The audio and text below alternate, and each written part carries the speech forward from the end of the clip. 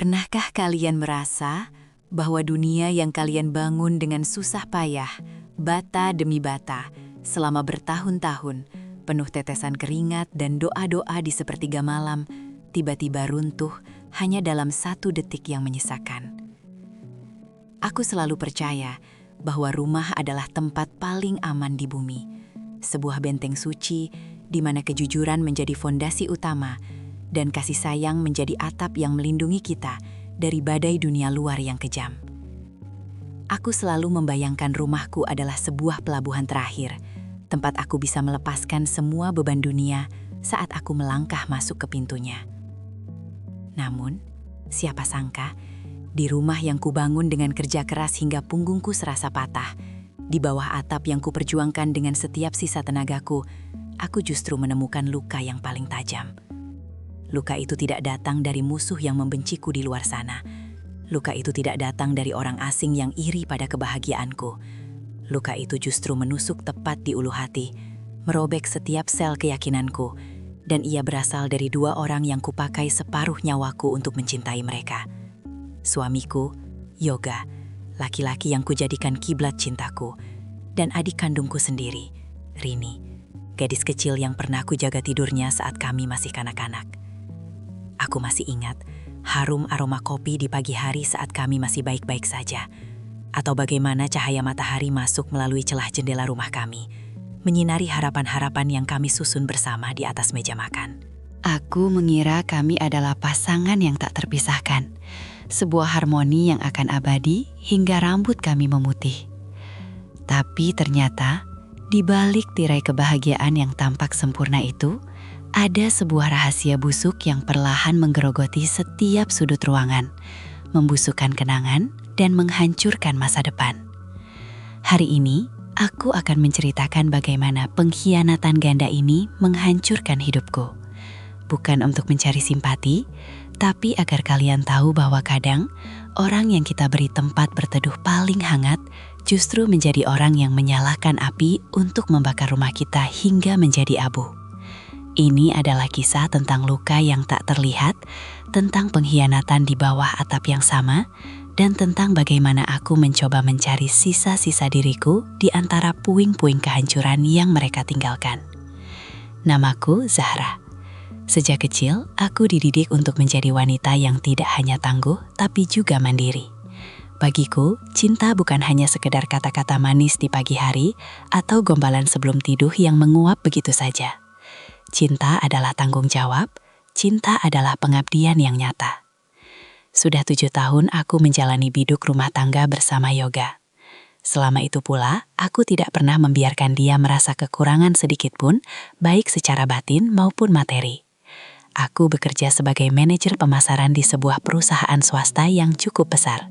Sebuah pekerjaan yang menuntut seluruh energi, pikiran, dan waktuku. Setiap hari adalah pertarungan yang melelahkan. Aku berangkat saat matahari bahkan belum sempat menyapa bumi, bergelut dengan kemacetan yang menyesakkan, menghadapi tekanan target yang mencekik dari atasan, dan baru bisa pulang ketika bintang-bintang sudah kelelahan menggantung di langit malam yang gelap. Aku melakukannya tanpa keluh kesah. Mengapa? Karena aku ingin memastikan bahwa Yoga, suamiku, bisa hidup dengan tenang. Aku ingin rumah kami stabil. Aku ingin kami memiliki masa depan yang kokoh, tanpa harus merasa cemas tentang hari esok. Yoga adalah sosok yang berbeda denganku. Dia seorang desainer grafis lepas yang lebih banyak menghabiskan waktunya di rumah, di depan layar komputernya. Aku tidak pernah sedikit pun merendahkannya karena penghasilanku lebih besar. Justru sebaliknya, aku mendukung karirnya sepenuhnya. Aku membelikannya peralatan komputer tercanggih, kursi kerja yang paling nyaman, dan memastikan ruang kerjanya memiliki pencahayaan yang sempurna.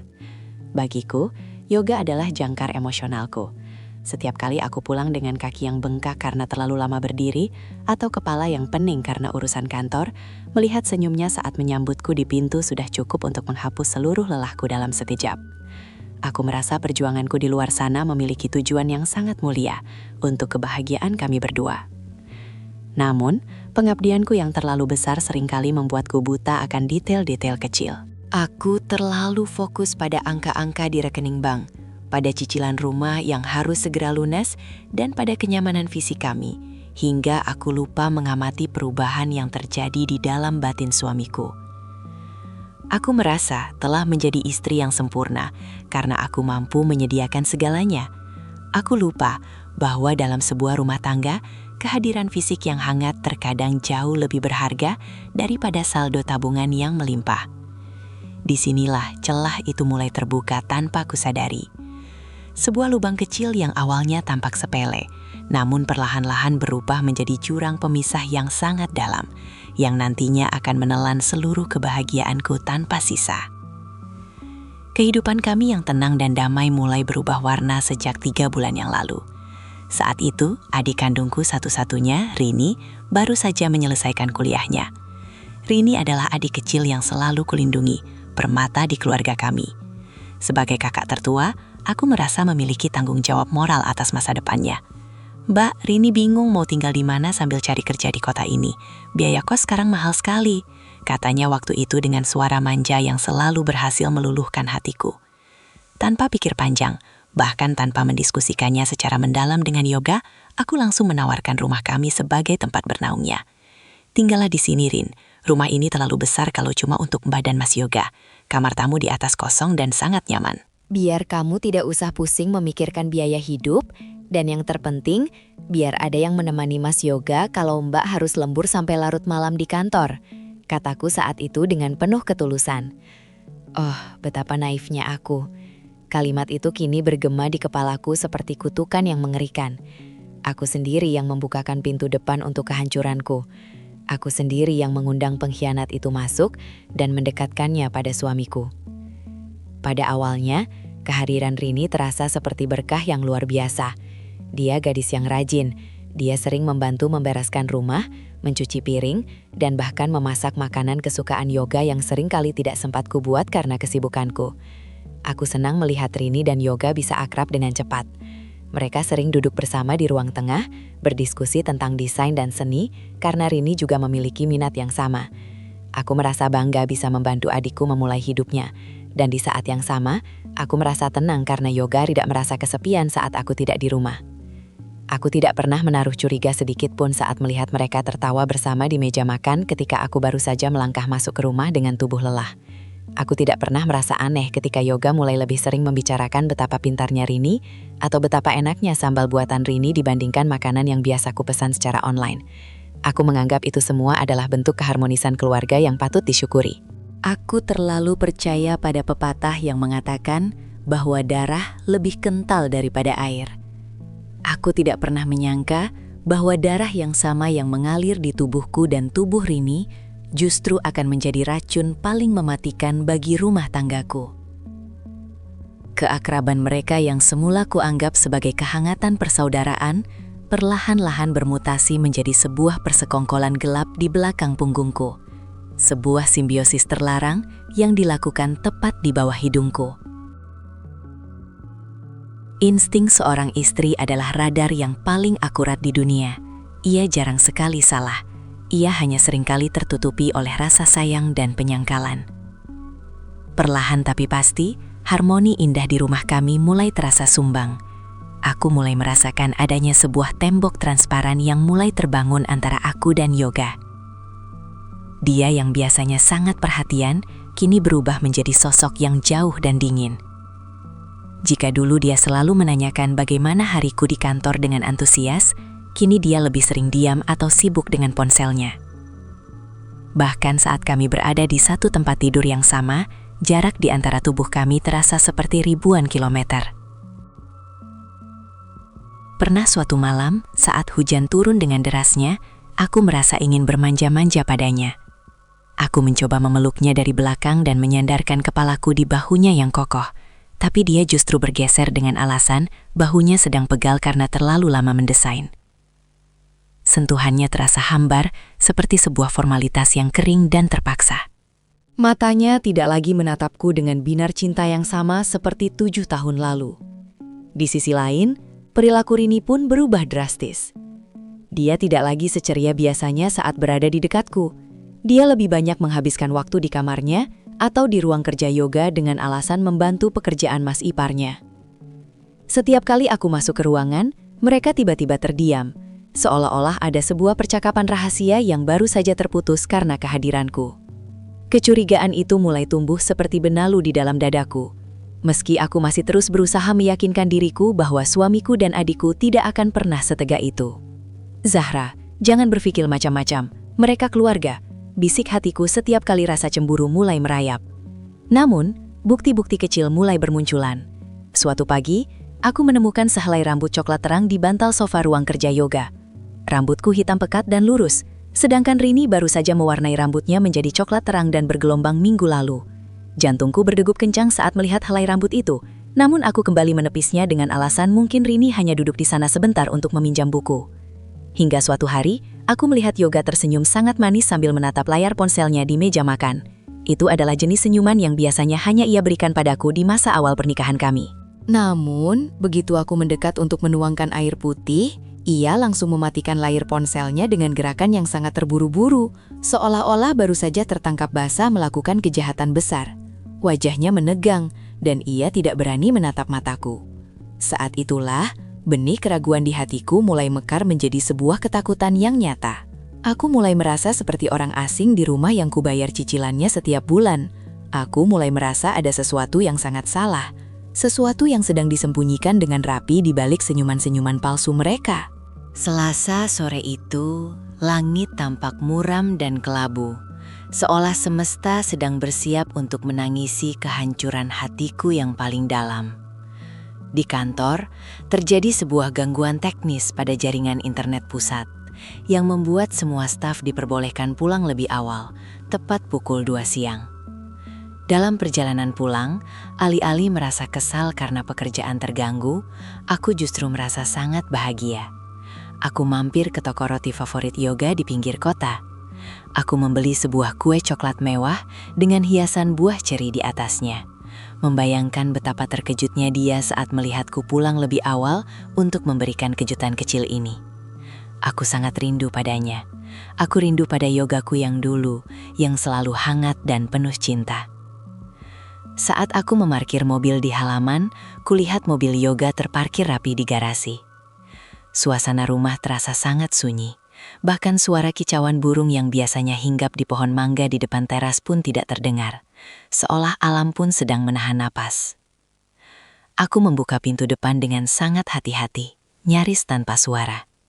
Aku melepaskan alas kakiku agar langkahku di atas lantai kayu tidak menimbulkan bunyi derit yang bisa merusak kejutan ini. Aku berjalan melewati ruang tengah, dan di sana aku melihat tas kecil Rini tergeletak begitu saja di sofa, bukan di kamarnya. Firasatku yang sejak tadi meronta-ronta di dalam dada, kini semakin menjadi-jadi. Langkahku menuju lantai atas terasa sangat berat. Seolah setiap anak tangga terbuat dari beban timah yang menarikku ke bawah.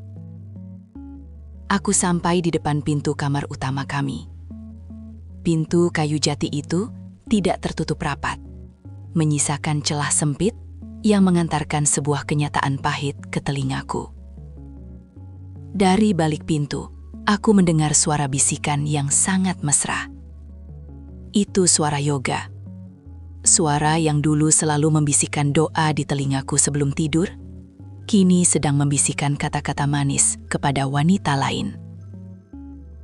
Dan yang paling menghancurkan adalah suara tawa kecil seorang wanita yang sangat aku kenal suaranya. Suara Rini, adik kandungku. Tanganku yang memegang kotak kue bergetar hebat, hingga bunyi plastik di dalamnya terdengar nyaring. Dengan sisa keberanian terakhir yang kupunya, aku mendorong pintu itu lebar-lebar hingga menabrak dinding. Pandanganku seketika kabur oleh air mata yang mendesak keluar. Di atas tempat tidur yang setiap spraynya kupilih dengan penuh cinta. Di bawah selimut yang kubeli dengan hasil lemburku selama berbulan-bulan, aku melihat suamiku sedang menjalin kemesraan yang terlarang dengan adik kandungku sendiri. Mereka terperanjat hebat. Wajah mereka berubah pucat pasi dalam hitungan detik. Tidak ada kata-kata yang keluar. Dunia seakan berhenti berputar, dan oksigen di sekitarku seolah lenyap, membuatku sesak hingga ke paru-paru. Kue coklat yang kubeli dengan rasa sayang kini hancur berantakan di atas lantai, berserakan bersama dengan seluruh harapan dan martabatku sebagai seorang istri. Zahra, ini tidak seperti yang kau lihat. Aku bisa jelaskan. Yoga tergagap hebat. Tangannya dengan gemetar berusaha mencari pakaiannya yang berserakan di lantai. Kalimat klise itu keluar dari mulutnya. Kalimat yang paling sering kudengar di film-film drama. Dan kini ia mengucapkannya padaku dengan wajah tanpa dosa. Aku tidak bisa bicara. Lidahku terasa keluh seolah terpaku di langit-langit mulut. Air mata mulai mengalir deras, namun rasanya tidak dingin, melainkan panas seperti lava yang membakar kulit pipiku. Rini, adikku yang kubesarkan dengan kasih sayang, kini meringkuk di sudut tempat tidur sambil menangis sesungguhkan, menutupi wajahnya dengan tangannya yang gemetar. Mbak, maafkan Rini mbak, Rini kilaf, Mas Yoga yang terus mendekati Rini. Isaknya di balik isak tangis yang terdengar sangat palsu di telingaku sekarang. Kilaf? Bagaimana mungkin pengkhianatan yang dilakukan di bawah atap rumahku sendiri, di tempat tidur yang seharusnya menjadi tempat paling suci bagiku, bisa disebut sebagai sebuah kekilafan? Ini adalah rencana yang matang. Ini adalah penikaman dari belakang yang disengaja. Pikiranku berkecamuk hebat antara ingin meledak dalam amarah atau hancur dalam kesedihan. Satu sisi dariku ingin menyerang mereka, ingin meluapkan semua rasa sakit ini dengan tindakan fisik. Namun, sisi lain dariku merasa sangat-sangat lelah. Lelah karena selama 7 tahun ini aku sudah berjuang sendirian untuk menjaga agar rumah tangga ini tetap berdiri tegak. Lelah karena aku sudah memberikan segalanya, waktuku, uangku, perhatianku, hanya untuk dikhianati oleh 2 orang yang seharusnya menjadi pelindungku. Aku menatap foto pernikahan kami yang masih tergantung anggun di dinding kamar. Foto itu kini terasa seperti sebuah ejekan yang kejam atas kebodohanku. Aku merasa seperti orang asing yang sedang menonton adegan menjijikan di rumahnya sendiri. Keluar, kataku akhirnya. Suaraku tidak meledak. Suaraku justru terdengar sangat dingin, datar, dan hampa. Aku sendiri pun terkejut mendengar betapa tenangnya aku saat jiwaku sebenarnya sedang hancur lebur. Zahra, tolong, aku hanya merasa kesepian. Kamu terlalu sibuk dengan duniamu sendiri. Kamu tidak pernah punya waktu untuk mendengarkan keluh kesahku. Yoga tiba-tiba mulai meninggikan suaranya, mencoba membangun benteng pertahanan dengan menyerang balik diriku. Dia mencoba melemparkan beban kesalahan ini ke pundakku, agar ia tidak perlu memikul rasa bersalahnya sendirian. Mendengar itu, pertahananku runtuh. Kesepian, aku bekerja keras setiap hari agar kau bisa duduk manis di kursi mewahmu itu tanpa perlu memikirkan tagihan listrik atau cicilan rumah. Yoga. Aku mengorbankan waktu tidurku, mengabaikan kesehatan mentalku demi memastikan kita punya masa depan. Dan ini balasanmu. Kau membalas keringatku dengan mengkhianatiku bersama adik kandungku? Aku tertawa histeris, tawa yang penuh dengan kepahitan yang nyata. Kau bukan kesepian, Yoga. Kau hanya seorang laki-laki yang tidak tahu cara bersyukur dan tidak punya harga diri. Lalu aku menatap Rini. Dia masih tidak berani menatap mataku. Dan kau, Rini, aku membawamu masuk ke rumah ini karena aku mencintaimu sebagai adikku. Aku memberikanmu tempat berteduh, aku memberimu makan dari hasil kerjaku. Dan ini caramu menunjukkan rasa terima kasihmu? Kau mencuri suamiku? Aku menunjuk pintu kamar dengan tangan yang masih bergetar hebat. Bawa barang-barang kalian sekarang juga. Aku beri waktu 10 menit. Jika dalam 10 menit kalian masih ada di rumah ini, aku akan memanggil satpam dan seluruh tetangga agar mereka tahu kelakuan kalian yang menjijikan ini. Aku berdiri tegak di depan pintu, menyaksikan mereka berdua terburu-buru mengemasi pakaian mereka dengan wajah yang dipenuhi rasa malu. Saat pintu depanku banting dengan kekuatan penuh setelah mereka melangkah keluar, aku jatuh terduduk di lantai yang dingin. Aku menangis sejadi-jadinya, meratapi 7 tahun pengabdianku yang baru saja berakhir di tangan orang-orang yang paling aku percayai. Bulan-bulan pertama setelah kejadian itu adalah masa-masa tergelap dalam hidupku. Rumah ini terasa seperti kuburan yang sangat luas dan hampa. Setiap sudutnya menyimpan memori yang kini terasa seperti racun. Aku sempat mengambil cuti panjang dari kantor karena aku tidak sanggup bertemu siapapun. Aku sering terbangun di tengah malam, meraba sisi tempat tidur yang kosong, dan seketika bayangan mereka berdua di kamar itu kembali menghantui pikiranku. Aku terus bertanya-tanya, apa kurangku sebagai seorang istri? Apa aku terlalu dominan? Apa aku kurang cantik? Sehingga suamiku mencari wanita lain yang lebih muda.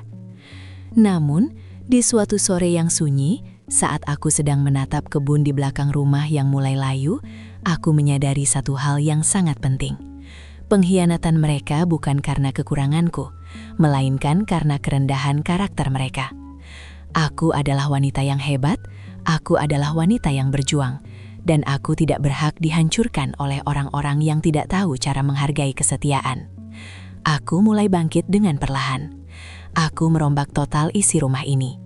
Aku membuang tempat tidur itu, aku mengganti warna cat dinding dari putih menjadi biru langit yang menenangkan, dan aku membuang semua barang yang berhubungan dengan mereka. Aku ingin menghapus setilap jejak pengkhianatan itu dari pandanganku. Aku mulai fokus kembali pada karirku, dan anehnya, setelah beban emosional dari pernikahan yang toksik itu hilang, produktivitas kerjaku justru meningkat pesat. Aku menemukan kembali diriku yang dulu, Zahra yang ambisius, Zahra yang ceria, dan Zahra yang kuat. Aku belajar bahwa kesendirian jauh lebih terhormat daripada berada dalam hubungan yang dipenuhi dengan kebohongan dan pengkhianatan. Aku memaafkan mereka, bukan karena mereka pantas dimaafkan, tapi karena hatiku berhak untuk tenang dan bebas dari beban dendam yang hanya akan merusak masa depanku. Teman-teman jendela kisah masa kini, ingatlah satu hal ini. Terkadang, Tuhan mematahkan hatimu hanya untuk menyelamatkan jiwamu dari orang yang salah. Jangan pernah merasa gagal atau rendah saat kau dikhianati, karena pengkhianatan itu sebenarnya adalah cara alam semesta melakukan seleksi dalam hidupmu. Ia sedang membuang sampah-sampah emosional agar kau punya ruang untuk menerima kebahagiaan yang lebih besar dan lebih tulus. Aku Zahra, dan kini aku berdiri lebih tegak daripada saat aku masih bersamanya. Aku menyadari bahwa kebahagiaan sejati tidak pernah bergantung pada satu orang atau satu hubungan, melainkan pada bagaimana kita mencintai dan menghargai diri kita sendiri. Stabilitas ekonomi memang penting, namun stabilitas hati adalah yang utama. Terima kasih sudah setia mendengarkan kisah ini sampai akhir. Semoga ada pelajaran yang bisa dipetik. Ingatlah, setia itu adalah mahkota bagi jiwa-jiwa yang berintegritas. Jangan pernah mengharapkan mahkota itu dipakai oleh mereka yang bermental murahan. Sampai jumpa di kisah berikutnya. Tetaplah kuat dan tetaplah menjadi versi terbaik dari dirimu sendiri.